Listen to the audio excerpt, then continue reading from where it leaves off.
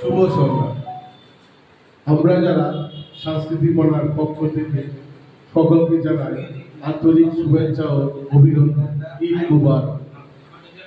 আজকের এই আষাঢ়ের ঈদ আড্ডায় আমি এমন একজন ব্যক্তিকে ডাকবো যিনি কিশোরগঞ্জ জেলা নাট্য ব্যক্তিত্ব, অভিনেতা ও কিশোরগঞ্জ জেলা যাত্রা শিল্প উন্নয়ন পরিষদের সংগ্রামিত সাধারণ সম্পাদক হাবিবুর রহমান দুলাল ভাই।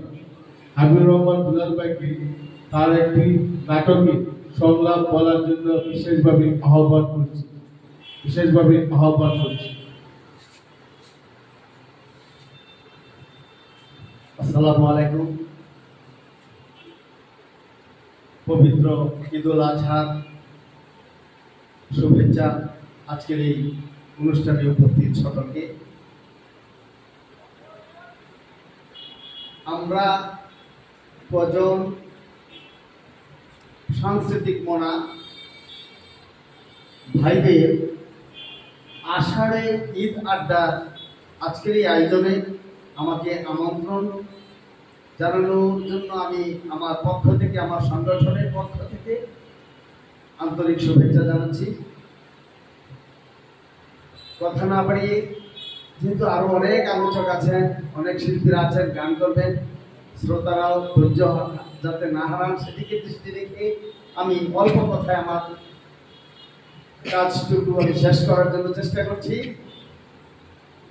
যেহেতু আমি একজন যাত্রা শিল্পী, যাত্রা অভিনেতা, যাত্রা সংগঠক, আমি ঐতিহ্যবাহী যাত্রা মা মাটি মানুষের একটি ছোট্ট ডায়লগ আজকের এই অনুষ্ঠানে উপস্থাপন করার জন্য চেষ্টা করছি।